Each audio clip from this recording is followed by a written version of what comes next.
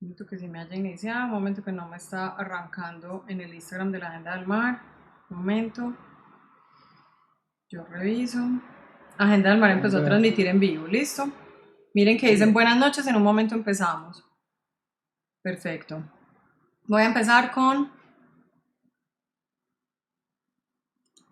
Facebook. Listo, voy por Facebook. estás, Agenda del Mar empezó a transmitir en vivo, ¿listo? está Miren sonando que dicen ya. buenas noches, en un momento empezamos. Juan, porfa, le quitas el sonido a tu, pones audífonos en tu celular. Sí, señor. Facebook. Listo, voy por Facebook. Fíjense que no me está dejando transmitir en Facebook. ¿Ustedes ya ven en Facebook o no? Voy a preguntarle a Guille.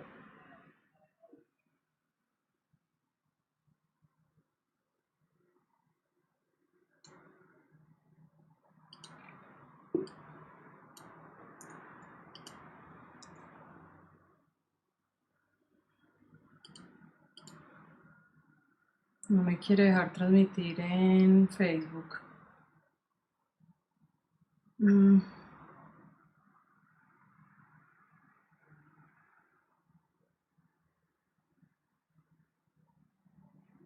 Ahora sí, transmitir. Estamos iniciando en Facebook. Deme en un minuto.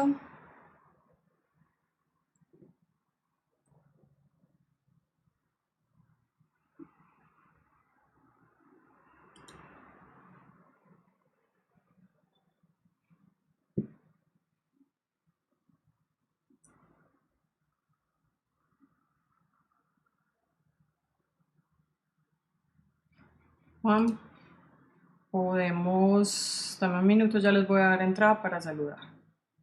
No sé si Ok, estoy en Facebook, alguien que me confirme.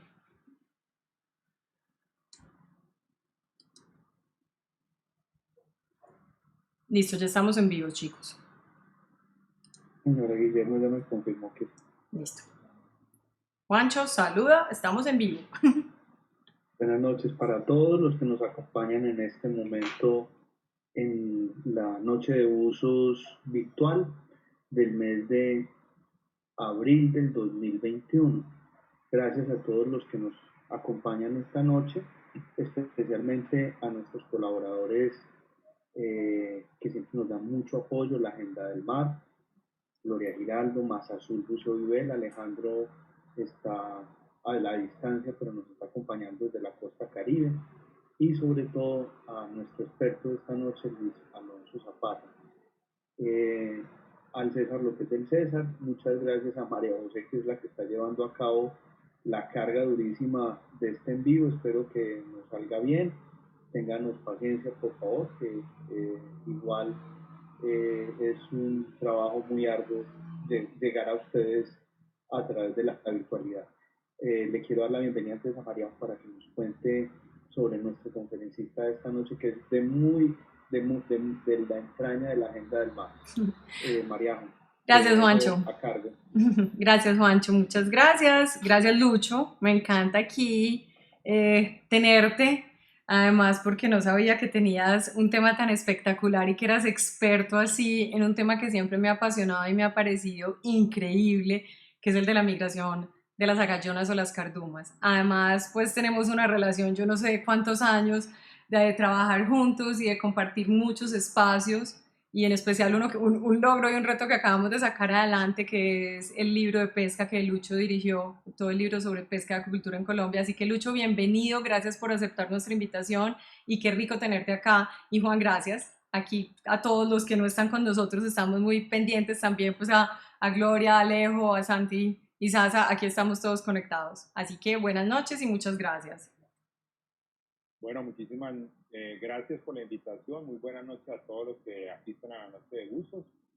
Juan, María José, muchas gracias por la invitación. Realmente es un placer poder tener estos espacios de divulgar, digamos que la ciencia de alguna manera, en este caso de pesquerías, y con un tema que es bastante interesante pues para todos los que les fascina el buceo como tal. Entonces, ustedes me dirán, Listo, ¿cuándo Lucho. arranca? Perfecto. Bueno, Vamos a tener un viaje hoy por recursos pesqueros, tal vez para mí uno de los más importantes, y también que lo llevo en la entraña, digámoslo así, en el sentimiento, pues porque nos ha permitido durante un poco más de 20 años probar casi todos los métodos que de una u otra manera existen para evaluar recursos pesqueros en el Pacífico colombiano, y se corresponde a esta especie que ustedes ven ahí en pantalla, conocida como agallona. Ese nombre viene porque la parte de los laterales, lo que se llaman los opérculos, tienen una membrana por debajo que les permite ampliar y de esa manera captar muchísima agua y filtrar. También se conocen como sardina, en algunos casos anchoveta, carduma, es como el más genérico, y anchoveta es porque es un primo de aquella especie del Perú, una de las más importantes en pesquería del mundo. Bien, entonces arranquemos. Eh, Básicamente, como para que tengamos un contexto, esta es la producción pesquera mundial, son datos de la FAO, se manejan en el marco de un programa de estadística que se llama SOFIA, y nos dice que hacia 2016, 171 millones de toneladas fue el pico total que se obtuvo, del cual el 47% es la acuicultura, que viene en ascenso, en un pico bastante vertiginoso de incremento a lo largo de los últimos años, y un 53% proviene de lo que es pesca de captura, o sea, la que se hace en diferentes partes donde hay algún tipo de acuífero, ya sea agua dulce o mar como tal, y de ahí proviene. Entonces, un poco, esta está relativamente estable, se ha mantenido allí. En el caso de Colombia es más o menos lo mismo, la acuicultura viene creciendo muchísimo en los últimos 10 años, pero la pesca de captura sí ha tenido unos descensos bastante importantes. Bien, entonces en ese sentido, para que sigamos un poco la secuencia, la pesca como tal, de eso que vimos allí, tiene dos posibilidades de uso. La que es de consumo directo, un 88% se va, la gente la captura, se vende y va directamente al consumo del ser humano, pero un 12% se va a una figura que se denomina reducción, que es básicamente para producir harina o aceite de pescado. Y ahí hay una crítica, pues porque se dice que por qué ejercer todo un esfuerzo pesquero para llevar estos recursos a volverlos harina para alimentar animales. Pero resulta que la mayor cantidad de animales que se alimentan corresponden a lo que se hace por acuicultura, peces, camarones, este tipo de cosas, y también por toda la avicultura, es decir, todo lo que son aves de corral son alimentadas con harina de pescado, porque contienen unos niveles de proteína muy altos, 50-55%, lo cual les da una posibilidad altísima de ganar, digamos, peso y de crecer como tal. Incluso aquellos que de alguna manera tienen cierta aversión a temas pesqueros y todo, pero sí tienen mascotas, también de alguna manera los alimentos de los concentrados para gatos, perros, de alguna manera también tienen harina de pescado, por el mismo hecho de tener un nivel de proteína muy alto. También es factible extraer aceite de pescado porque la misma situación posee ácidos de cadena larga que son básicamente son vitales, digamos, para todo el tema del crecimiento. Entonces, ese es un poco, nos vamos ahora a mirar un poco esta parte azul, lo que llamamos usos alimentarios no directos, ¿ya?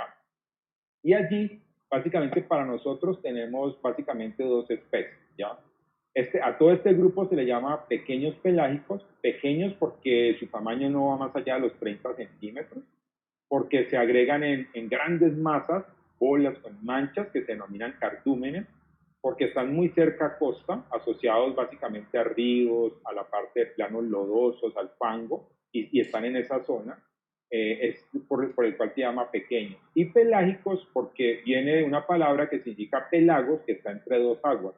Es decir, no están ni en la totalidad de la superficie ni al fondo, pero se mueven, digamos, en esas mitades como tal. Al lado izquierdo tenemos carduma, su nombre científico, y al lado izquierdo, al derecho, está la plumuda. La plumuda es lo que todo el mundo conoce en los enlatados, en la sardina, pero que después del cierre de algunas empresas que teníamos en Tumaco, no se volvió a tener una extracción de esta especie, bastante importante, digamos, para la parte de producción comercial, la parte alimentaria. Entonces vamos a centrar un poco toda la charla en carduma o agallona, como es la forma en que se denominó para la charla. Básicamente es el segundo recurso pesquero en importancia en el Pacífico colombiano. Está por debajo de los atunes. La carduma puede ser más o menos un 27% de la producción y los atunes un 63%. Si uno considera que hay más o menos 3 especies de mayor importancia en atunes, estamos hablando que en total 4 especies concentran cerca del 90% de la producción y alrededor de unas 100 más o menos adicionales conforman el resto de la producción como tal. Ese es donde radica, digamos, la parte de importancia económica o comercial. Esto solamente es una parte del proceso, dado que Carduma como tal es la base en la mayoría de los casos de la cadena trófica, o sea, la que se come la mayor cantidad, a quien se come la mayor cantidad de recursos, esa Carduma, e incluso tenemos toda la línea que también es base de la cadena alimenticia para aves, casos como el pelícano y otras aves, están totalmente dependientes de esta especie, por lo tanto es ecológicamente un actor principal en todo el proceso. Bien. Luis, te interrumpo un segundito por Vale, una curiosidad que tenemos muchos de los buceadores, y es que es mundialmente famosa la Sardine Room en Sudáfrica, en la punta sur del África. Es muy famosa y uno ve en los videos y en todas las imágenes que llegan del Sardine Room, que es esas bolas gigantes de kilómetros y kilómetros cuadrados. Es erróneo decir que la carduma o la gallona es el sardine rum colombiano.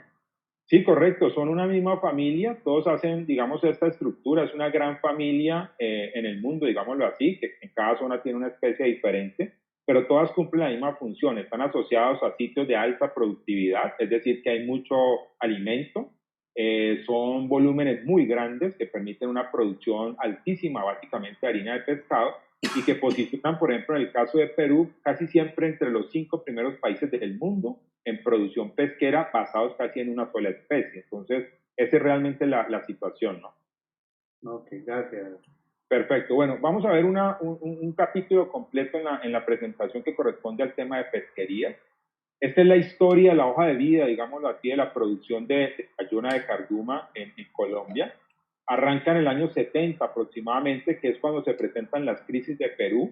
Perú llegó a extraer 12 millones de toneladas, o sea, 12 millones de toneladas. Nuestra producción máxima aquí, como lo pueden estar viendo en Colombia, supera levemente las 30.000 toneladas en 10 meses de captura. Para que tengan una idea de las diferencias de producción pesquera, la producción nuestra, basada básicamente en 10 barcos que le depositaban ese recurso a tres empresas durante 10 meses en el año, es capturada en Perú más o menos en 5 días en un puerto. Esa es la diferencia que hay en proporciones de pesca. Eso quiere decir que los niveles de productividad, es decir, del alimento, que está sobre todo a nivel de Chile, de Perú, algo de Ecuador, son totalmente diferentes a lo que puede tener Colombia. Por lo tanto, de una manera muy respetuosa, debemos entender que Colombia, a lo que se conoce hoy, a las tecnologías de hoy, a la investigación de hoy, no es un país pesquero. O sea, el hecho que de alguna manera te digan que tenemos 2 océanos, no quiere decir que porque hay más agua, entonces tenemos el mayor producto pesquero como tal. Y ni siquiera, por ejemplo, nos acercamos a Ecuador o Panamá, y básicamente es por nuestra condición altamente tropical y porque la productividad propiamente dicha no está basada, no viene del fondo, digámoslo así, no hay esos procesos que sacan con corrientes los nutrientes y que puede sostener un volumen altísimo de pescado o de productos de mar como tal. Entonces, esas son las cifras que manejamos. Esta producción, digamos, se mantuvo en este periodo hasta el 83, 80, más o menos hasta allí. Y por temas de pacto andino, resultaba más favorable importar harina de pescado de Ecuador, Perú y Chile que producirla en Colombia. Por eso se ve todo este periodo del 84 al 88 básicamente y producción. Aquí en el 89 se renueva otra vez, se levantan estas medidas arancelarias y empieza toda una producción en ascenso y que de alguna manera se mantuvo de alguna forma. Vale la pena mencionar estas caídas, especialmente la del 98, 99, 2000 y esta 2008, 2009, 2010. Esta no tiene una explicación muy clara que hayamos entendido, pareciera un tema de orden de estadística, pero esto es básicamente la historia, un tope de alrededor de 30.000 toneladas y una caída muy fuerte en el periodo del 8, 9 y 10, entonces que lo vamos a ver luego. como datos generales, estamos hablando de capturas promedios de 15.578 toneladas entre 2005 y 2009, que para el caso de nosotros son volúmenes muy altos, muy importantes como tal. Bien. Lucho, el método, dime, perdóname un María. segundo. Preguntan que cuál es la sardina enlatada.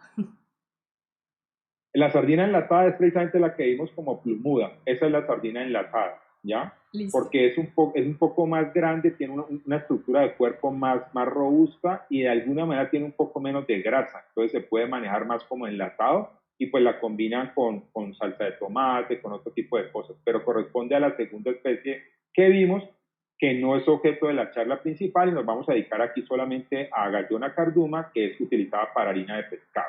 Bien. El método de captura es un barco de este tipo que se denominan cerqueros o bolicheros. Entonces, básicamente esta es la estructura.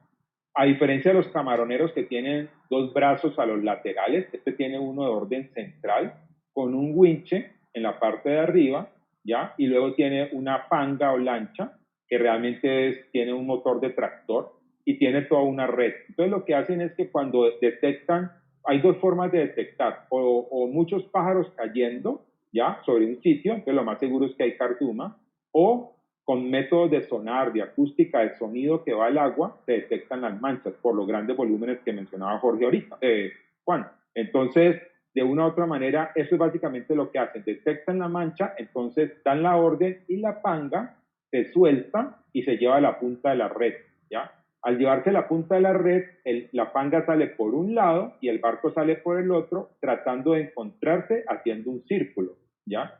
Y este es básicamente lo que queda al final. Una red, que se ve aquí los flotadores, que están, digamos, cerca al barco. Cuando la panga entrega la punta, lo que hacen es que recogen la cuerda que va por la parte de abajo, por los plomos que han estirado la red, y la recogen para que quede como un bolso. Aquí pueden ver, digamos, el pequeño número de aves que están pendientes de todo este proceso, ¿ya? Básicamente pelícanos en su mayoría.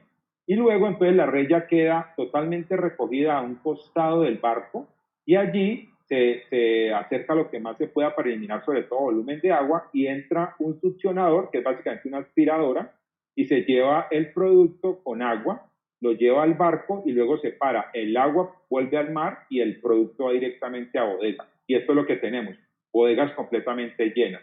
Vale la pena mencionar, estas bodegas no se cierran porque estos animales se descomponen rápido, entonces hay gases, y si se llegaran a cerrar, se han presentado casos en los cuales al abrir, las personas que reciben el impacto inmediato pueden desmayarse o algo así por el estilo. Cuando el barco llega a planta, lo que hacen es el proceso inverso, se llena con agua la bodega, se mete más agua, se mete el succionador y se saca toda la producción. Se separa el agua y empieza a cocinarse, se hace una presión, un tornillo, digámoslo así, que elimina el agua sale por un costado, de esa sacan el aceite y limpian el agua para poderla volver a llevar al medio, y por el otro lado va la masa como tal de pescado, la cual secan y luego entra un triturador a particionar, queda como en un polvo y se lleva a nivel de costales y se almacena como harina de pescado. Vale la pena mencionar que no se pueden almacenar demasiados costales porque esto tiene muchísimo calor, incluso se podrían producir incendios.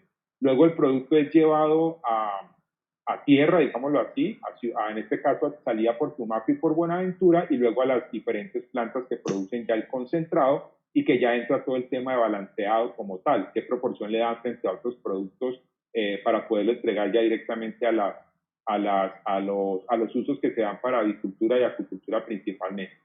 Lucho, te interrumpo un segundito ahí en el tema del tema de pesca y te paso a una inquietud que es muy de nosotros los buceadores, y es que uno realmente no ve como mucho el barco pesquero de Carduma en Vallasolano y en Nuquí. Sin embargo, parece que sí es muy común hacia el sur de Cabo Corrientes. Eso sorprende, a uno lo sorprende un poquito, y tal vez por el tema de dónde es que realmente uno puede encontrar las grandes manchas de cartuma o de agallona, que uno piensa que donde las ves en Vallasolano y en Nuquí realmente ahí no es donde están las concentraciones más grandes. Correcto, es una excelente pregunta, lo vamos a ver a lo largo de la charla. Digamos que la pesquería como tal se ejecuta en la zona sur del Pacífico, básicamente de Buenaventura hacia el sur, porque es donde está la mayor cantidad de la concentración como tal del grupo poblacional. Lo que sucede en el norte, y es realmente el objetivo de esta charla, es aparentemente un paso de migración, es una ruta, un viaje que ellas se dan, digámoslo así. Entonces lo vamos a mirar ahorita y por eso allá no hay una pesquería, dado que se considera que es un paso circunstancial de un momento como tal, es un proceso de ruta migratoria. Entonces, ya lo vemos. Un poco para cerrar esta parte de pesquerías, este es el tema de importación de harinas de pescado del año 96, datos para Colombia al 2002, que se puede, digamos en general, se tiene, de dónde provienen las diferentes importaciones.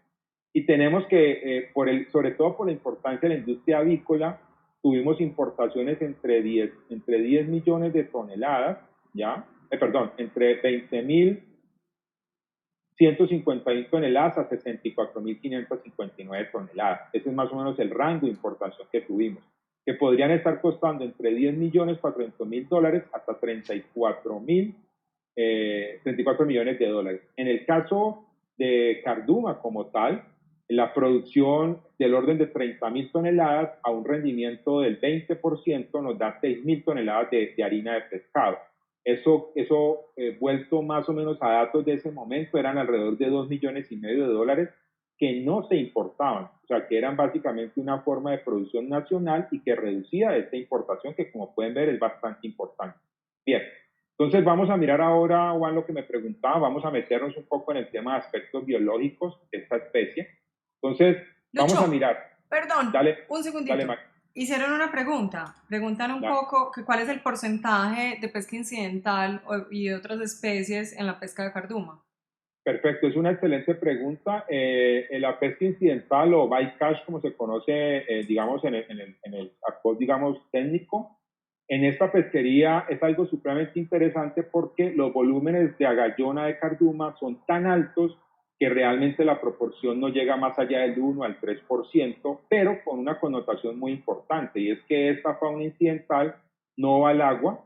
Esta queda dentro de la bodega, es succionada y lo que hacen es que simplemente cuando va pasando la banda, ya para llegar a los sitios del cocinador, hay gente que retira algunos peces de algún tamaño que normalmente están allí porque son predadores de la especie y pues los usan para consumo, pero son digamos poco. Entonces toda la fauna acompañante hace parte del proceso que se va a harina de pescado. Entonces, es de las pesquerías más óptimas porque no hay pérdida como tal de fauna incidental, que es el gran problema y un poco lo que se ha venido trabajando en los últimos años para reducir la fauna incidental, porque en su mayoría es tirada al mar o no alcanza, digamos, cuando se devuelve al agua, no alcanza a estar viva todavía. Entonces, en este caso, en esta pesquería, la verdad es que son, primero, proporciones muy bajas y segundo, lo poco que se logra tener de buen tamaño es consumido por los operarios, por la gente de las plantas y el resto va totalmente, se vuelve harina de pescado. Entonces, esa es una Lucho, gran... Lucho, ¿Vale? te hago una pregunta que de pronto es una preocupación que viene en toda la parte de consumo del recurso marino versus la conservación. La gente se preocupa mucho, por ejemplo, las redes de arrastre por la cantidad de fauna que de pronto puede quedar atrapada en esas faenas como tortugas, eh, rayas, delfines. ¿Qué tanto de estos organismos grandes podrían verse afectados durante las faenas de pesca de la carduma? Ah, salen, pero es muy ocasional, porque de alguna manera las pescas de estos animales son, entre comillas, someras, o sea, no son sitios muy alejados, eso lo vamos a ver un poquito ahora en la distribución, son sitios que de alguna manera están todavía cercanos a costa, no hay un alto nivel de profundidad, que eso tienen que hacerlo para poder que la caída de la red alcance más casi que al borde del fondo o poder, digamos, obtener, digamos, el recurso. Entonces, grandes animales no se dan en algunos casos bagres, ya, algo de tierras, pero es muy, muy, muy ocasional, por ejemplo, algo como un mero, como que uno pueda pensar en un tiburón, ese tipo de cosas, es muy ocasional por la Y, cercanía a costa. delfines y tortugas? Esa sería la pregunta que yo sé que a más de uno lo tiene preocupado. Ya, no, delfines es muy difícil, la faena es relativamente, entre comillas, lenta para lo que corresponde a la velocidad de reacción de un delfín. Tortugas pueden aparecer, pero como todo llega al bolso y queda al lado del barco, normalmente se hace la faena de recuperación. Entonces, digamos, en ese sentido se puede manejar lo que es fauna incidental. Eso, por ejemplo, a nivel de los arrastreros, aunque no es objeto de la charla, sí, de los arrastreros, se ha implementado unas medidas que se llama el dispositivo excluidor de tortugas, y es una rejilla que cuando la tortuga cae y entra, digamos, en la red, existe la posibilidad que al encontrarse la rejilla, la tope y salga por la parte superior, porque tienen una tela, digámoslo así, que no está cerrada. Entonces, esa es como la posibilidad que se ha brindado para estos organismos. Pero en pequeños pelágicos realmente no es un factor, se puede dar, no estoy diciendo que no se dé, pero no es un factor que sea altamente, digamos, nocivo para lo que es fauna incidental, no. Repito, porque la gran mayoría o la totalidad, digamos, de lo que acompaña, si no es extraído manualmente por los operarios para consumo, se va para el cocinador y se vuelve harina de pescado. Y animales muy grandes salen, pero es muy ocasional porque más o menos es cercano a la pesquería. Estos barcos no poseen frío, estos barcos pescan en el día y la idea es que retornen a planta en muy poco tiempo porque la harina se paga en función del nivel de proteína y la proteína se gana o se deja de perder, digámoslo así, si es un producto relativamente fresco. Entonces no es muy conveniente, digamos, nunca hay una faena de un día para otro, siempre son en el día. Entonces es un poco la cuestión.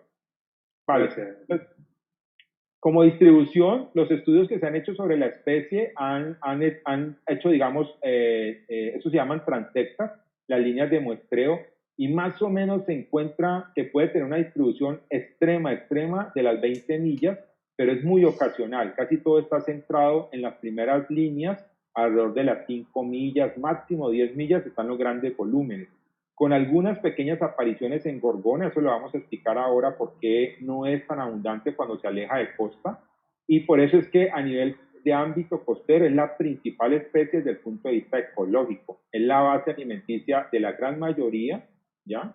Y es una de las principales, digamos, para efectos de tema industrial y artesanal, porque los pescadores la capturan con atarraya y la usan como carnada para sus anzuelos. Entonces también tiene esa gran importancia en ese aspecto, ¿ya?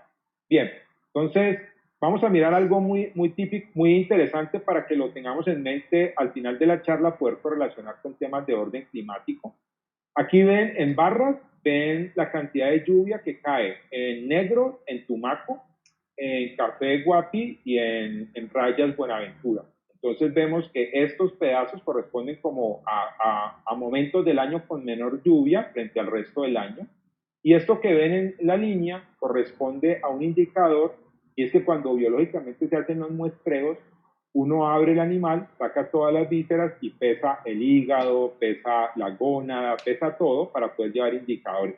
Entonces, a lo largo del año, uno va haciendo la relación del peso de la gónada frente al peso del cuerpo del pez y resulta que el animal está relativamente estable casi todo el año, pero en junio, julio empieza a haber un desarrollo de la gónada que luego pica y tiene un peso altísimo, casi un tercio, dos tercios de la cavidad abdominal son estructuras de gónadas, ¿ya? Ovarios y testículos como tal. Entonces, de esa manera, ahí es donde uno puede medir biológicamente dónde está el pico reproductivo. Y para el caso de esta especie tiene un gran pico, tanto en intensidad como en espacio, alrededor de 2-3 meses dura ese proceso de desove, y es lo que se considera un desovante total, es decir, que en un gran momento coloca la mayor cantidad de huevos. Eso es como lo que tiene que haber aquí, es uno de los mensajes para que queden claros. El otro es que parece existir cierta relación en que el pico es más alto cuando los momentos de lluvia son menores. ¿Qué quiere decir eso? Que como tenemos tantos ríos y llueve menos, entonces hay menos agua dulce llegando a la parte del estero, al borde de la costa. Eso hace que la salinidad incremente un poco y aparentemente estas especies pueden ingresar un poco más allá de lo normal en los estuarios y tener su proceso reproductivo porque la salinidad no bajó tanto, o sea, al contrario, al tener menos lluvia, pues subieron. Por favor, recuerden esto porque es bien interesante lo que hemos encontrado, digamos, ya con temas climáticos. Bien, siguiente. Esta es, digamos, la estructura a nivel de huevos y larvas. En la parte de arriba vemos los huevos. Aquí están todas las células en formación. Y aquí ya se empieza a ver una especie de cabeza, un ojo, todo lo que sea la columna vertebral y la cola con un saco vitelino. Luego ya viene la eclosión de las larvas y esta es una larva que tiene alrededor de casi 2 centímetros. Es todavía, digamos, pequeña. La idea es que los animales ingresan al estuario, al manglar, alrededor de la tarde, se da el proceso de desove, el huevo eclosiona casi que a la madrugada, están un par de tiempo y luego empiezan a salir. Y eso es lo que vamos a revisar ahorita, qué es realmente lo que sucede aparentemente allí. ¿Qué se da allí? Un alto nivel de alimentación, pues porque es la forma, y de protección, porque entre las raíces del manglar pues tienen esa posibilidad, digamos, de protegerse de predadores, ¿ya? ¿Cómo se muestra esto? Se muestra con redes que se denominan bongo, dependiendo del tamaño de la boca de la red. Pues esta es una mini bongo, tiene 30 centímetros de diámetro, son casi 2 metros de tela, es una seda supremamente fina de 300 y 500 micras y termina en un copo colector. Y aquí en la boca tiene un flujómetro, de manera que cuando el agua pasa, uno va arrastrando la red, esto va dando vueltas, la hélice va dando vueltas, mueve unos números y al final uno sabe, hace cálculos matemáticos y sabe cuántos metros cúbicos entraron de agua por la red. Luego mira cuánto en volumen de esa masa de huevos y de larvas que se encontraron y puede hacer los cálculos. Me devuelvo acá porque esta familia en particular de todo este grupo tienen algo muy llamativo y es que son de las pocas familias que tienen los huevos no redondos. Estos son huevos ovalados, lo cual permite hacer una clasificación midiendo el eje mayor con el eje menor y sacar una relación. Y de esa manera se pueden identificar por estudios que se han hecho, digamos, desobando animales en laboratorio y tratando de tener características. La gran mayoría de las especies del resto de peces tienen huevos redondos. Entonces, esta familia se caracteriza por tener huevos ovalados y eso hace que sea un poco más diferenciable. Las grandes evaluaciones, por ejemplo, de Perú, lo que hacen es que llevan un barco, va succionando agua a lo largo del recorrido, pasan estos huevos, ya tienen la forma de decantarlos, los cuentan y hacen un método que se llama el método de producción de huevos. Y sabiendo más o menos cuánto hay en el medio de huevos, hacen el cálculo de cuánto coloca una hembra, cuál es la biomasa, la cantidad de hembras que pueden estar desobando y pueden llegar a hacer los cálculos de una manera directa de lo que es el volumen o la biomasa, la cantidad de recursos que pueden tener. Bien, entonces vamos a mirar hábitos alimenticios. Esta es una especie totalmente, como les decía, abre sus agallas para entrar la mayor cantidad de agua y de filtrar. Es una especie totalmente filtradora y especialmente de las plantas que están en el agua, las microscópicas, que se denominan fitoplancton. Entonces, para poder hacer el máximo de absorción, estamos hablando de un animal que crece máximo 20 centímetros, que en promedio está en 15,5 centímetros, pero tiene nada menos y nada más que un intestino que va en tallas muy pequeñas, desde 6 centímetros hasta 1,40 m. Repito, un animal de 15 centímetros tiene un intestino de 1 metro, de 140 centímetros. ¿Por qué pasa eso? Pues porque necesita un recorrido muy largo donde el alimento vaya pasando y se vaya tratando de hacer la mayor absorción posible de nutrientes. De igual manera, a nivel de las branquias, tiene lo que es una peineta, hagan de cuenta una peineta, llena de filamentos que filtran el agua y puede llegar a alcanzar hasta 111 en promedio para hacer esa filtración. Si ustedes miran otra especie, un pargo o algo así, no tiene ninguna de estas características porque es un carnívoro. Entonces, no le van a encontrar la peineta en la branquia porque no necesita filtrar agua, no le van a encontrar un intestino tan largo porque no necesita tener un recorrido inmenso para absorber los nutrientes. Entonces, estas son especies totalmente lo que se llaman planctonófagas, es decir, que sus hábitos alimenticios los basan totalmente en el plancton y en este caso en las plantas microscópicas que se llaman fitoplancton. Bien. O sea que vulgarmente diríamos que es vegetariana. Más o menos, totalmente vegetariana, ¿ya? A pesar de que en el agua exista los animales microscópicos, el zooplancton realmente no hacen parte de su dieta. No le caben. Claro. Bien, aquí vamos a ver algo bien que quiero que transmitirlo en este aspecto. Este es nuestro Pacífico, entonces tenemos una línea amarilla que es la profundidad de los 100 metros y una línea café más afuera que es la profundidad de los 200 metros. Eso es lo que se conoce como plataforma continental. Entonces, como pueden ver, la plataforma continental a la entrada de Cabo Manglares al sur es muy estrecha, pero luego se amplía y alcanza su máximo esplendor, digámoslo así, en el triángulo Buenaventura, Gorgona, Guapi. Ahí está concentrada la mayor cantidad de plataforma continental. Y ahí está Gorgona, por lo tal Gorgona es de alguna manera una isla continental, o sea, hace parte de la plataforma continental. Y solamente su extremo noroeste, el extremo noroeste es el que ya da al Beril, al Cantil, más allá de los 200 metros hasta caer a 1000 metros. De resto, eso se va haciendo más angosto hasta llegar a Cabo Corrientes y a partir de ahí la plataforma está prácticamente ligada a la costa con un ancho que no va más allá de 3, 5 millas como tal. Eso responde a la forma en que entran los Andes en Colombia. Los Andes entran relativamente amplios en esta zona y se van cerrando. ¿Qué quiere decir eso? Quiere decir que las nubes pueden recorrer mucho más espacio en este sector, en este andén pacífico, que lo que pueden recorrer aquí. Y por eso se dice que en Vallasolano puede ser básicamente 26 días de lluvia en un mes. Entonces, esas son unas diferencias muy claras. Y eso es fundamental en temas de distribución y en biología como tal, porque Cabo Corrientes marca una diferencia grandísima en todo el proceso. Y es que a partir de aquí hacia el norte es una estructura muy distinta a la que tenemos de aquí hacia el sur. Entonces, miremos, cinturón de manglar es todo esto que está aquí, que está marcado aquí como en café. Es muy fuerte hasta Cabo Corrientes y disminuye en la parte de arriba. El tema de los ríos son muy fuertes en la parte sur, disminuyen en la parte de arriba. Ya la plataforma es más amplia en este sector, disminuye en la parte de arriba.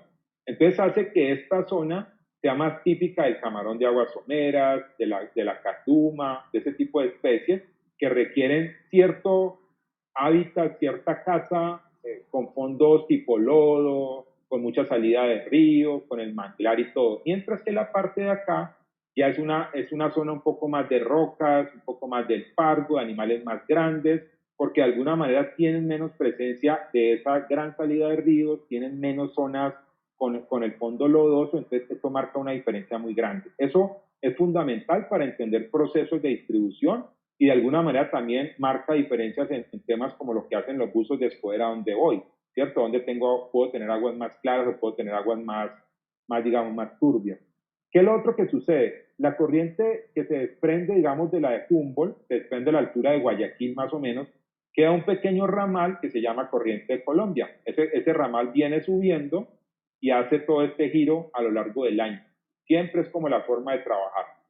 Pero resulta que hacia final del año y comienzos del siguiente, diciembre, enero, febrero, los vientos que vienen del norte tienen una incidencia muy fuerte en esta zona, que por lo estrecho del canal alcanzan a pasar y entonces lo que hacen es que rozan el agua y crean un efecto que hace que la masa interna del agua se vaya como en espiral revolviendo y hace que del fondo salgan nutrientes, ¿ya?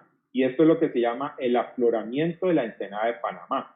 Y ponen nutrientes del fondo del agua, los ponen arriba y eso da un nivel de alimentación muy interesante pues para la mayoría de las especies.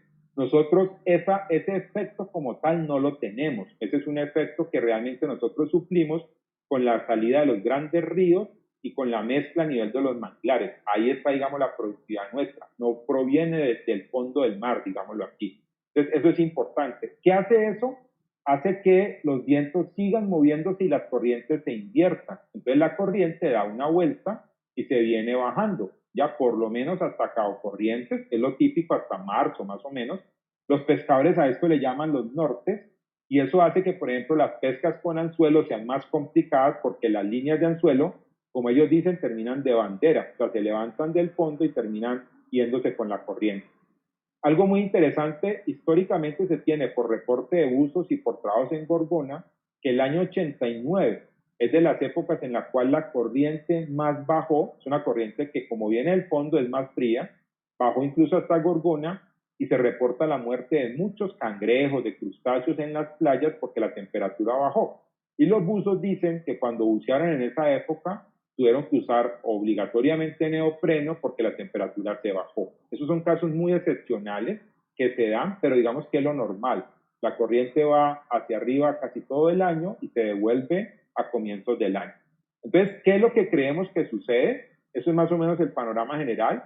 Tenemos 3 zonas que hemos identificado como de grandes áreas de desove de la Cardumen y que corresponden al área del río San Juan, al norte de Buenaventura, corresponden al área de más abajo, al área de Chantará, Parque Santianga, cerca de Guapi, y la zona de Salaón de todo al norte de Tumaco. Esas son como las 3 grandes áreas que encontramos. Pues, como vieron en la imagen anterior, esta especie tiene un pico reproductivo casi al final del año y parece ser que está orientado a que pueda realmente ejercer una posible ruta migratoria. Entonces, aquí vemos en la línea azul cómo esas masas de larvas van saliendo y, por ejemplo, es factible verlas en Gorgona hacia diciembre, más o menos. Son tapetes blancos, una sábana blanca que va navegando y son grandes masas de larvas y se van yendo, digamos, hacia el norte. Creemos que se mantienen sobre la plataforma continental, pero no es una ruta que esté establecida. Es de las primeras veces que estamos tratando de entender cómo es el proceso y de cada zona van saliendo hacia irse hacia el norte. ¿Con qué fin? Con aprovechar ese momento en el cual los vientos han hecho que el fondo saque nutrientes y se puedan, digamos, nutrir y crecer más rápido. Entonces salen a nivel de larva, 2 centímetros, algo así, viajan todo este proceso. Estamos hablando que viajan noviembre, diciembre, enero, básicamente febrero, y luego empiezan a retornar cuando ya empiezan a mermar la fuerza de los vientos alisios del norte porque la corriente vuelve hacia allá. ¿Y qué sucede en este caso? Entonces toman una especie de ruta hacia el sur, que es la roja, que empieza a devolverse y donde los vemos animalitos de 12, más o menos alrededor de los 12 centímetros bajando. Y si uno sigue, por ejemplo, procesos de manchas, lo hemos hecho desde Vallesolano, cada vez tenemos que ir más al sur tratando de seguir manchas. Y es lo que los pescadores llaman en ese momento agallona y por eso solamente es de esa temporada, ¿ya? Y es lo que los buzos han reportado. Ahorita vamos a ver imágenes fantásticas, digamos, de esto. Y lo que hace es que esto retorna toda esa masa y alimenta los sitios de pesca, como el Golfo de Tortugas, como el área de Bazán y como el área de la Ensenada de Tumaco. Esa es la teoría que nosotros tenemos de una posible ruta migratoria y que se comprueba de alguna manera con todas las imágenes del paso de la gallona. Aquí pueden ver esta fantástica. Lucho, sí. Te interrumpo, qué pena, devolvete un momentico en la imagen anterior, como para ubicar un poquitico a los que no conocen mucho de nuestro Pacífico colombiano. Está claramente marcado Vallasolano.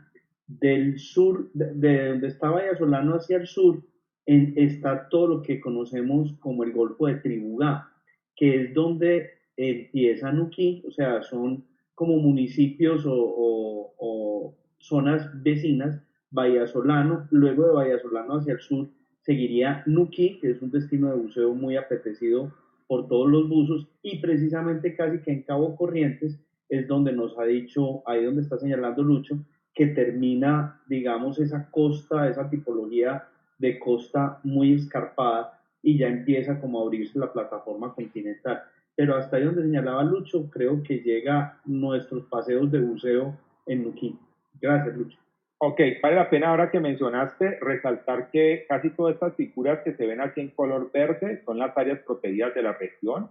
Entonces amerita hablar que aquí tenemos la parte que tiene que ver con el Parque Utría. Tenemos un distrito regional administrado por Coechocó, que es Encanto de los Manglares del Bajo Baudó, que es esta zona, creado hace unos 3 años.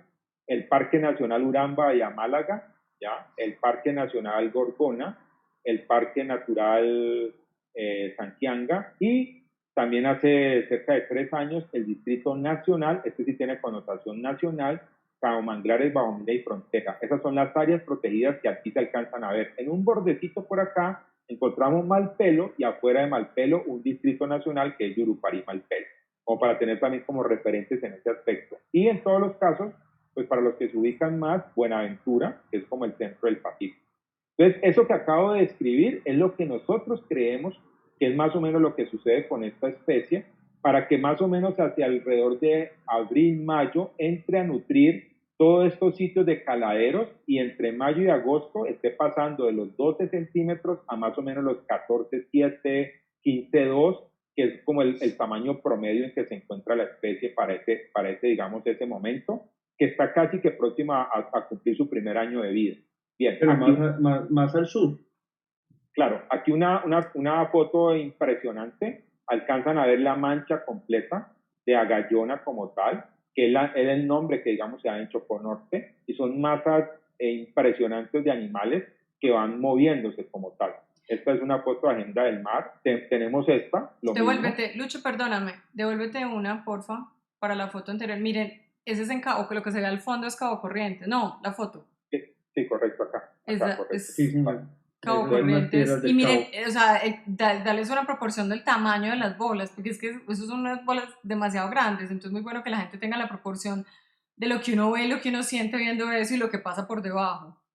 Correcto. Entonces, esto es, digamos, de los fenómenos naturales más bonitos que se puedan ver, estos procesos, digamos, de movimiento de migración y que pues están al alcance de los buzos. En este caso, para esa zona, en ese periodo. O sea, estamos hablando más o menos de marzo, abril, en algunos casos febrero, y es lo que los pescadores llaman la cuaresma, porque es antes de Semana Santa. ¿Y por qué lo llaman así? Pues porque simplemente después detrás de toda esta masa vienen sobre todo el pargo, el dorado, los grandes meros y de alguna manera también temas como tiburón ballena, ¿ya? Entonces, ese es un poco lo que queríamos que quedara un poco claro que parece ser es como el proceso migratorio de esta especie como tal.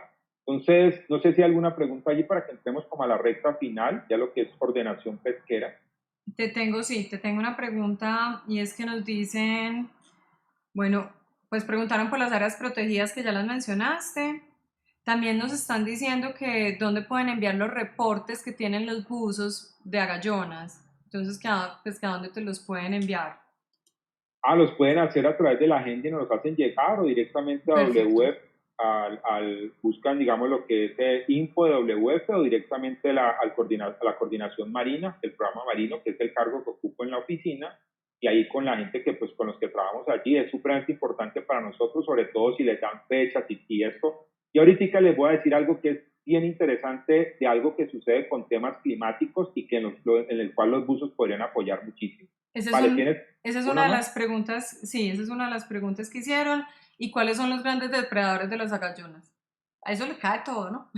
Wow, pues ahí sí realmente la lista es impresionante. O sea, hay una fauna acompañante que uno la encuentra allí, como les decía, que por su tamaño necesariamente no la están acompañando, simplemente se la están comiendo y casi son todo lo que son la sierra, las agujas, los bagres, son los que están allí.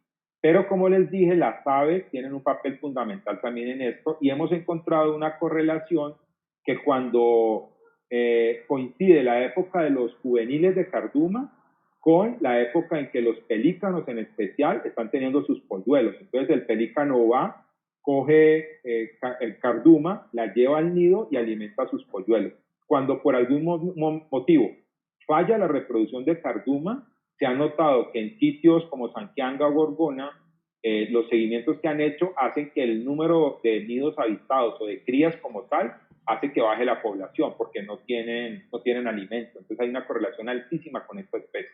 Yo diría que prácticamente buena parte del ecosistema se nutre de cardumen.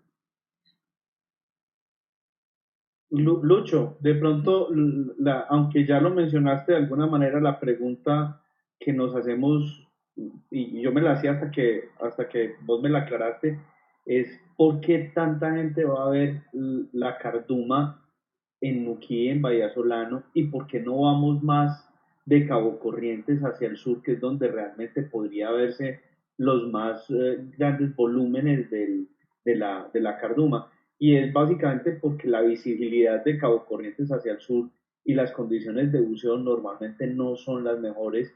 Entonces, donde aunque haya menor frecuencia del animal, se puede ver más fácil en Bahía Solano y en Nuquí.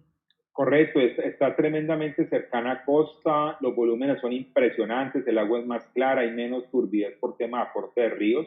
Y al sur, la plataforma es más amplia, entonces el animal no tiene necesidad de alguna manera de salirse tanto, está muy cercano a costa, por lo tanto por ejemplo, en Gorgona no es fácil observarla, pues porque no tiene una distribución, excepto lo que nosotros creemos que es ese paso como juveniles, como larvas. Esa es como la situación como tal, ¿ya? Lucho, Bien. ¿puedes Olga, poner otra fotico de la gallona, por favor? ¿otra fotico? De la gallona es, porque vean cómo es. Ok. Gracias. Son masas impresionantes como tal, ¿ya? Entonces esta de Felipe, esta de Jaime, ya, esta de Alfonso, listo.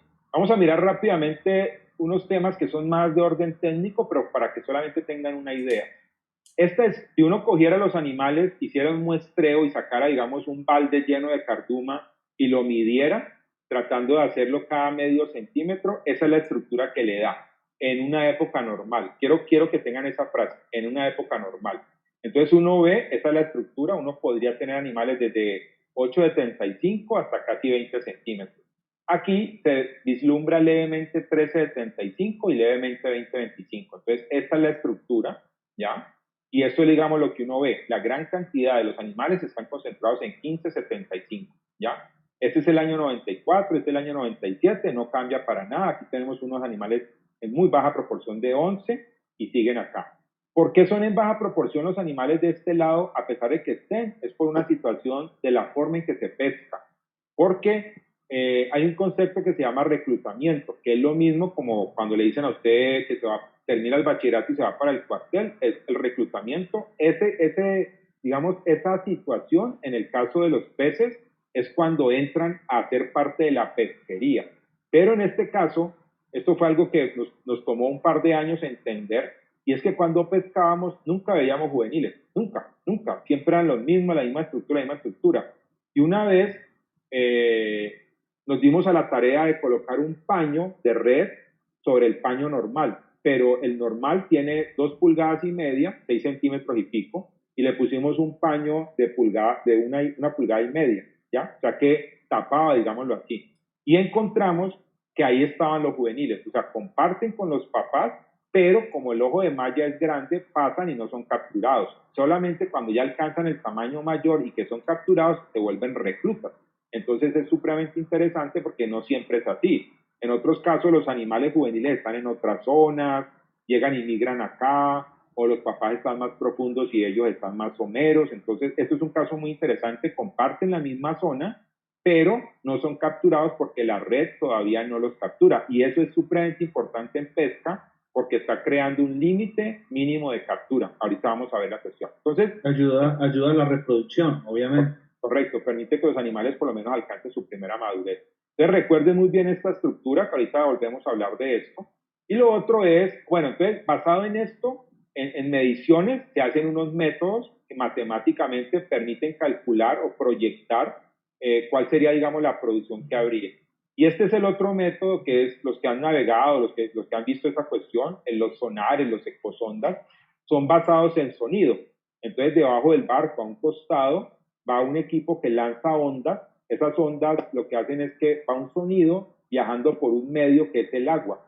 Cuando él encuentra un medio distinto, entonces golpea y rebota. En este caso, el medio distinto es el aire que está dentro de las vejigas natatorias de los peces. Los peces tienen una estructura como una bolsita que la llenan de aire dependiendo si quieren subir o bajar, nivelar, como lo hacen los buzos, que se mueven, digamos, en este tema de nivelación, hacen exactamente los peces con la vejiga natatoria, entonces pueden equilibrar la profundidad.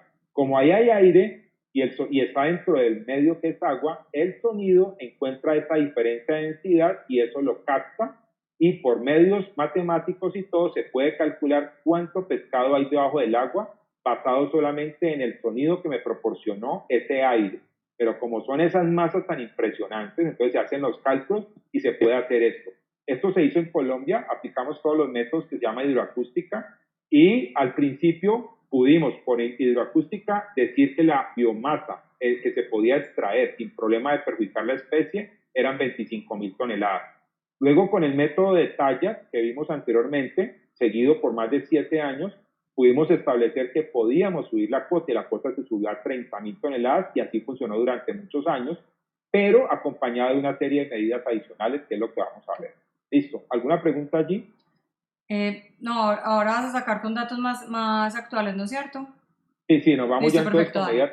con Ujú. medidas de ordenación. Entonces, para los que se están preguntando cómo se maneja el recurso, cómo está y qué tal, entonces este recurso es de los mejores manejados en el país. Con todo lo que les dije, tiene algo que se llama la cuota del rendimiento máximo sostenible y se estableció inicialmente en 25.000, luego en 30.000. Esa se lleva a una estadística permanente, hay un apoyo inmenso de las empresas que estaban haciendo esto y se tenía claramente la producción y nunca hubo, digamos, como un problema claro de sobrepesca, digámoslo así.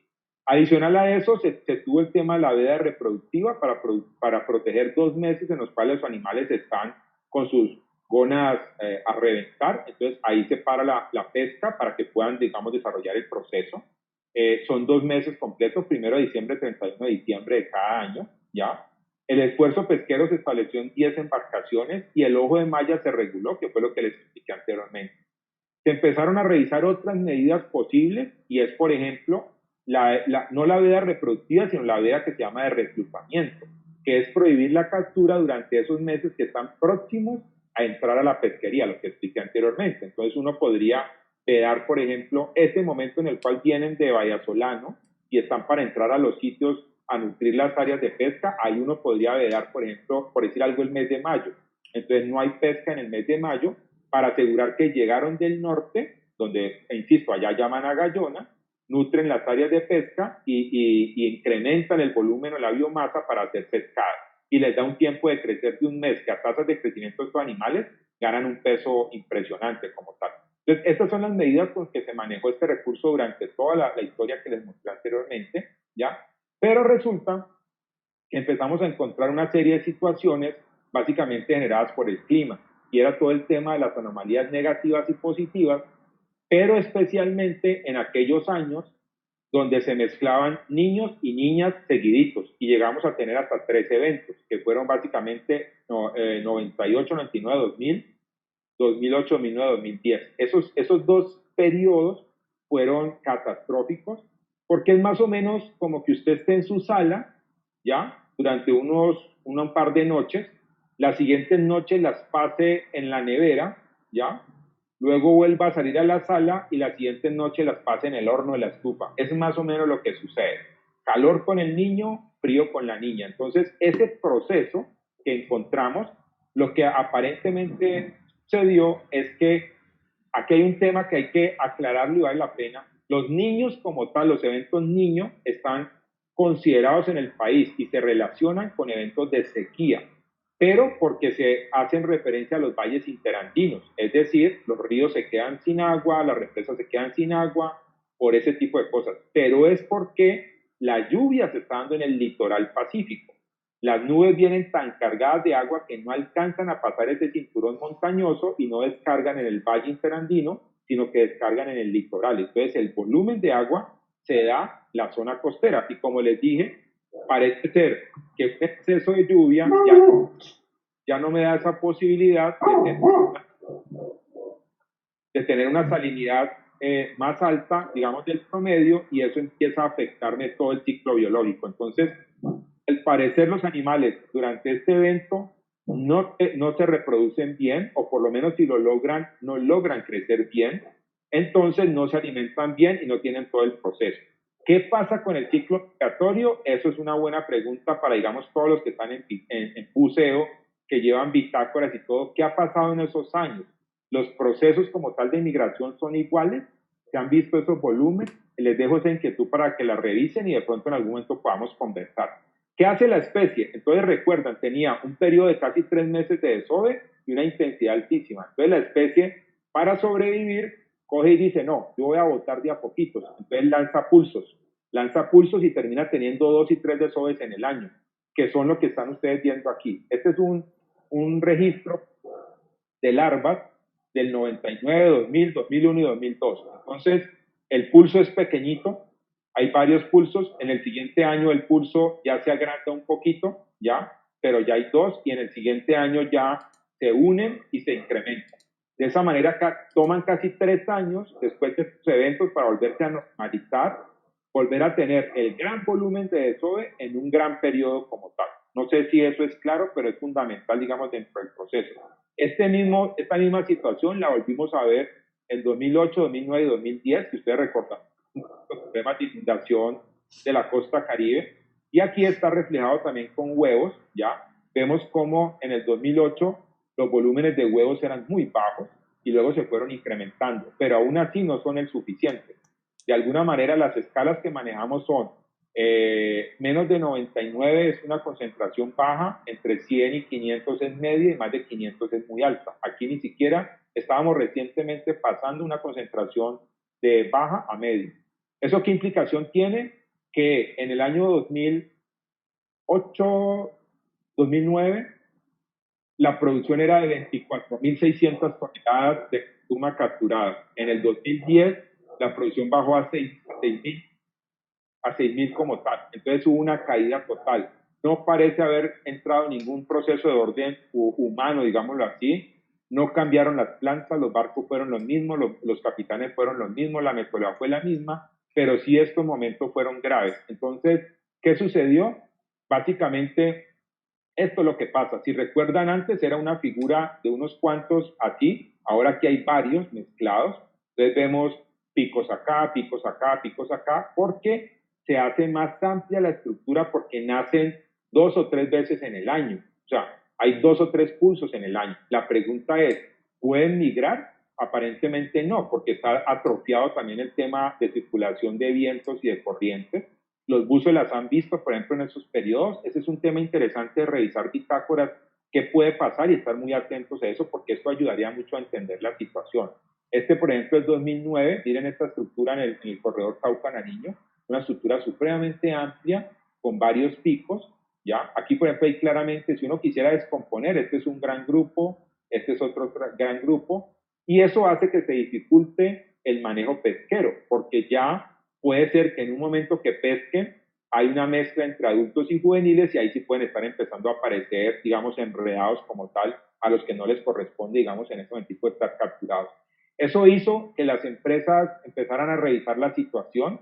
Si bien nosotros habíamos visto el tema y se podía recuperar 3 años en ajustes para un tema comercial tan importante, pues como empresa no le puedo cumplir al que le vendo la harina. Entonces las empresas establecieron que era una incertidumbre muy alta económica y decidieron cerrar. Por lo tanto, no tenemos extracción de carduma más o menos desde el año 2010, 2011. Ya iba el orden de recuperando las 9.000, 10.000 toneladas, pero las empresas cerraron. Los barcos quedaron sueltos, no tienen un permiso como tal para extraer carduma, no se produce harina de pescado. La gran mayoría, o por decir algo, la totalidad es importada. Entonces ahí hay una situación bastante crítica porque aparentemente es un efecto debido a temas climáticos. No es propiamente el cambio climático, es realmente que el cambio climático ha hecho que los eventos niño y niña sean más frecuentes y más intensos, entonces pueden estar generando esta situación. ¿Qué es lo que creemos? Que la especie reacciona con desoves particionados.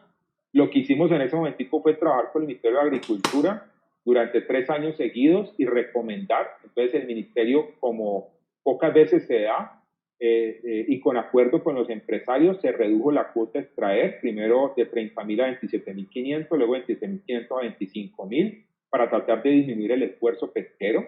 Ya se mantuvieron las demás medidas que les mencioné antes, empezamos a ver la posibilidad de una veda de reclutamiento, pero definitivamente las empresas decidieron cerrar. Las plantas están prácticamente en pedazos, en chatarra, ya no existen plantas como tal, y pues esto tiene de alguna manera una implicación económica en el país, porque como les decía, era una industria que en su momento estaba al orden de una producción de $2,500,000. ¿Qué tenemos hoy? Tenemos todo un tema de protección, digamos, de diferentes áreas que ustedes vieron aquí, donde, digamos, está el manglar, el estuario y de alguna manera está. No se sabe si la especie está totalmente recuperada, porque de alguna manera sigue incidiendo sobre ella la mortalidad natural.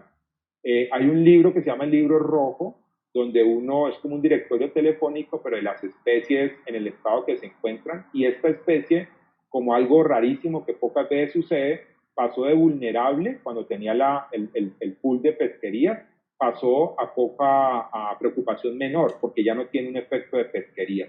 Esa es más o menos la situación de la agallona, como les decía, o carduma, y espero pues que haya sido de su agrado la presentación y las preguntas que ustedes consideren. Estamos para cruzar información y seguir conversando con esto porque pues en algún momento está abierta nuevamente la posibilidad de crear empresas y está la cuota disponible y la Autoridad de Pesca UNAP lo hace cada año, pone disponible la pesca nuevamente de este recurso. Bueno. Listo, muchísimas gracias. Gracias, Lucho. Aquí tengo una pregunta, yo creo que va más para Juan Gabriel, que creo que es la única que hay por acá, aunque hay saludos desde Isla de Pascua, les cuento y todo, se conectaron. Wow. Y es, Juan, ¿en qué mes se puede ver el tiburón ballena? Bueno, esa es la pregunta del millón.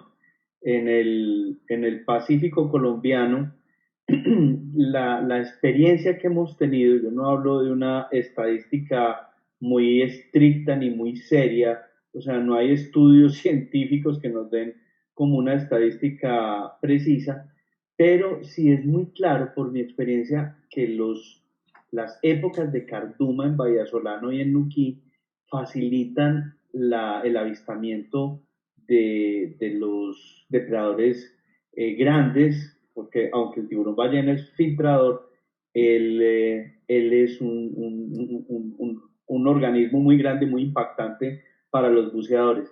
Uno ve mucho, o por mi experiencia, en la época precisamente de abril, mayo, junio, encuentros muy comunes con tiburón ballena en Vallasolano y en Nuquí. Ese es como el dato que yo podría dar de mi experiencia en la zona. De pronto en la charla puede haber algunos instructores de uso también de la zona, pero esa es mi percepción de que abril, mayo y junio es muy común encontrarse con tiburón ballena, al igual que me ha ocurrido con los meros gigantes. Uno todo el año realmente podría ver meros en Vallasolano y en aquí, pero he visto hasta 3 y 4 meros gigantes en sitios de buceo de Nuquí de Vallasolano en esta misma época, que pienso yo no lo confirma Lucho, si puede estar, y yo me supongo que sí, relacionado con la carduma. Perdón, meto la cucharada. Aquí están diciendo que ahora hay tiburón ballena, que lo acaban de ver en la parguera, reportan desde Nuquí, Liliarango. ¿Listo? Perdón, Esta es la época realmente ujú. donde siempre lo hemos visto más. Bueno, yo tengo dos preguntas para Lucho. Una es, ¿dónde se almacena la captura si los barcos no tienen congeladores? Que si todo lo bajaban a Buenaventura. Pues ya esa captura no se da, pero pues en ese momento, ¿cómo era? No, esto realmente fue una labor titánica de lo que se dice realmente construyendo país, porque estas plantas estaban ubicadas en sitios, con excepción pues de Tumaco, que tenía pues acceso a la conexión eléctrica y había un carreteable desde el mismo Tumaco. Las otras plantas estaban en sitios donde realmente no había ningún tipo de infraestructura, entonces las empresas construyeron prácticamente todo.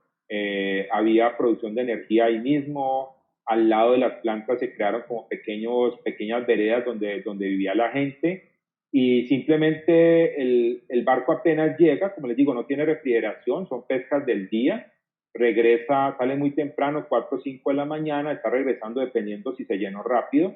Me tocó presenciar lances de 60 toneladas llenando de un solo lance una bodega de un barco.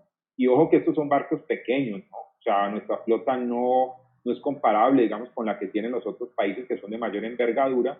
El barco se devuelve a planta, inmediatamente es succionado todo y empieza el proceso. O sea, en 1 o 2 horas estás teniendo harina de pescado, o sea, no hay que hacer un proceso de refrigeración ni nada. Obviamente, si se puede dar el caso, pueden haber problemas delicados, por ejemplo, con esta especie, si por ejemplo la red se atasca, no se puede llevar, por algún motivo se perdió material y se murió, es muy delicado porque son animales con muchísimo nivel de grasa, entonces el agua se daña y se daña por varios días. Entonces esa es un poco una situación con esto. Se ha intentado trabajar y es una línea interesante que se puede tener allí y es como poner para consumo directo la carduma. Entonces se han hecho algunos experimentos, los hicimos con universidades para efectos, por ejemplo, de ver, volverlo como masa para poder hacer hamburguesas, por ejemplo, requiere todo un proceso de eliminar la grasa básicamente, pero dieron buenos resultados. En otros casos, Perú ha hecho conservas, ha hecho incluso como para tener para sopa, cosa que uno llegue nomás a hacer como el baño María, en ese caso. Y en algunos han habido muchos trabajos interesantes tratando de volver esto a harinas integrales. Lo mismo, que se elimine toda esa parte de grasa fuerte y ya pueda ser como decir una leche clean que uno pueda utilizar y sea de altísimo valor nutricional proviniendo de pescado básicamente. O sea, lo que hay aquí detrás de esto es muchísimo, digamos, lo que se está haciendo es digamos, una posibilidad para que estamentos gubernamentales entren nuevamente a revisar la posibilidad de recuperar esta pesquería con todas las medidas de manejo que se puedan tener, están todas, digamos, establecidas, pero siempre y cuando se hagan con lo que se llama pesca exploratoria, para empezar a mirar cómo está el recurso hoy en día y poder empezar a trabajarlo por cuotas reducidas, sabiendo la experiencia que tenemos ya de todo lo que se recorrió. Hay una perspectiva muy interesante a nivel de trabajo como tal. Y insisto, es tal vez para mí la especie ecológicamente más importante del Pacífico. Lucho, hacen otra pregunta y es que si no se ha planeado ejecutar alguna campaña acústica post cierre de la pesquería. Sí, Sí. sería lo ideal poder ver qué está pasando hoy, 5 o 7 años después, con la misma, bueno, metodologías mucho más avanzadas hoy en día y poder establecer esta especie. Quiero contar la anécdota, para poder uno hacer los cálculos matemáticos desde la acústica hay que entender cuál es la respuesta que da.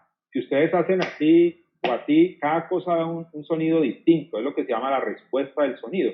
Entonces, para el caso de Carduma, hicimos una casa, literal, una casa flotante en un estero, ¿ya?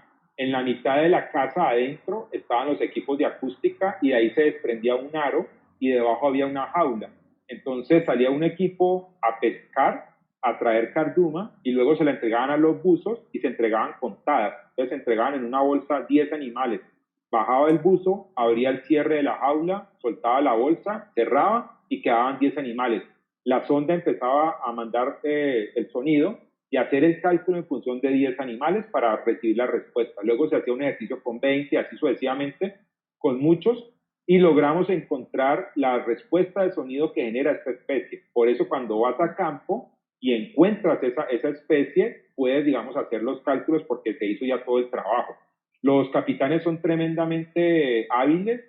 Los capitanes te diferencian cuando alguien navegue y vaya, por ejemplo, para recorridos en el mar, pueden ver que las ondas dan por colores las diferencias de intensidad, pero también dan formas. Entonces los pescadores, los capitanes dicen, esto que pinta como un palito es tal especie, esto que pinta como una bola es tal especie, esto como una hojita es tal especie. O sea, es realmente un mundo fascinante como tal.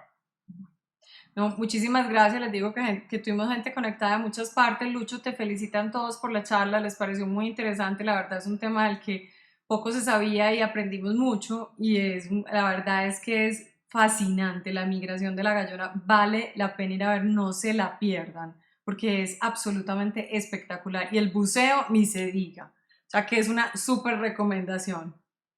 No, y sobre Esta, todo, perdón, invitarlos a que en la medida que ustedes tengan esa posibilidad hagan los reportes, en qué sitio específico lo vieron. La idea es que se va moviendo hacia el sur en la medida que van pasando los días, entonces poder hacer esa referenciación, fotos, porque eso nos puede aclarar realmente esto que son hipótesis, ¿no? O sea, cada día son más claras para nosotros, pero en la realidad necesitamos pues confrontar con información real. Y como les digo, hay un reto muy claro y es entender en estos años anómalos, cuando se reportan seguidos niños y niñas, 2 o 3 eventos, es mucho más importante hacer el seguimiento porque ahí sí no sabemos qué está pasando. Si realmente logran hacer la migración, la hacen en muy poquita proporción, la hacen varias veces en el año. Si se desajustó el sistema de afloramiento de Panamá, aún así van al norte. O sea, esa parte es supremamente importante y es una invitación realmente y por eso creo que el valor de la charla y de verdad nuevamente gracias por la invitación, Juan y María José. Lucho, muchas gracias a vos por la ayuda y contarles a todos los que siguen conectados por el Facebook, creo que en el Instagram ya terminó el tiempo, pero No, por el todavía Facebook no. Estamos seguimos. por las dos, Juan, perdón. Ah, ok, sí, Ujú. porque Sí, sí, aquí seguimos. estoy Ujú. viendo en mi Instagram por la agenda, ya no veo el en vivo.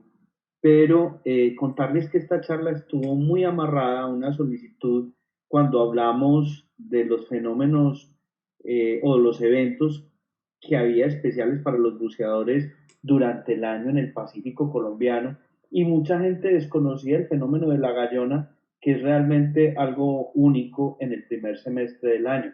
Todo el mundo siempre piensa en ballenas para ir a mirar en el Pacífico colombiano, pero aunque sea en un nivel más reducido que en el sur de la costa pacífica, en Vallasolano y en Nuquí, este es un evento que vale la pena ir a mirar, y va a ocurrir en estos meses del primer semestre del año. Entonces, esta charla, y creo que Mariajo vio con Luis Alonso, con el experto que puede aclarar todas las dudas en el tema, porque los instructores de buceo y los buzos hemos tenido la vivencia, pero no teníamos el respaldo de toda esta investigación que llevó a cabo Luis Alonso, de saber cómo es que el animal aparece, cómo desaparece, cómo llega, cómo no llega, y la influencia de todos los aspectos climáticos y las temporadas del año, y por qué en un lado sí y en el otro no. Bueno, Entonces yo quiero darle un agradecimiento muy grande por todo lo que aprendí de la Agallona, Ocarduma, a Luis. Gracias por acompañarnos. Los quiero invitar a que estén muy atentos para nuestra próxima noche de usos del mes entrante, que nuestra junta ejecutiva o nuestra junta directiva de la noche de usos, conformada por María José, la gente del mar, Alejandro Echeverry de Más Azul, Santiago Estrada, que nos ha estado también ayudando a planificar las noches de usos, y obviamente pues Tritones, estaremos comentándole por todas las redes de qué se tratará nuestra próxima noche de usos. Espero que para la próxima la pandemia nos haya dado un poquito más de movilidad, pero siempre pensando en cuidarnos mucho, de ser muy responsables con el contacto y la interacción. Entonces estaremos pendientes de ver cómo evoluciona el tema para la noche de usos de mayo, si volvemos a hacer un en vivo o si ya podremos tener algo de la parte física, y como siempre pues contar con Pesqueira como nuestra sede para los encuentros físicos. No sé, bueno, Mariajo, Lucho, alguna otra. sí, yo tengo aquí algo que decirle a Lucho, es que la gente está muy interesada, algunos nos van a pasar reportes de fotos a nosotros, ya saben, comunicaciones@agendadelmar.com para que nos envíen las fotos, nosotros se las hacemos pues llegar a Lucho. La verdad es que estoy muy feliz, Lucho, gracias, porque es muy emocionante estar contigo acá. Lucho pues es el director, no lo presentamos así, pero es el director de Océanos de WWF Colombia, así que muchas gracias, Lucho. A Bueno, un ustedes, abrazo a todos los que nos acompañaron también. cualquier cosa estamos a la orden, hay bastante literatura sobre esto, o sea que cualquier cosa me hace saber María José o Juan y hacemos llegar los artículos y Sí, todo. a ¿Vale? mí ya me lo están pidiendo en Acuáticos, te lo diré, se nos está cayendo Instagram, chicos, así que voy a parar, pues voy a detener ya grabación. Muchas gracias, nosotros seguimos conectados por Zoom, nosotros tres no nos podemos todavía salir, pero ya voy a parar la transmisión por acá porque se está cortando, así que buen viento y buena mar y los esperamos en un próximo en vivo, como dice Juan. Gracias a todos los asistentes.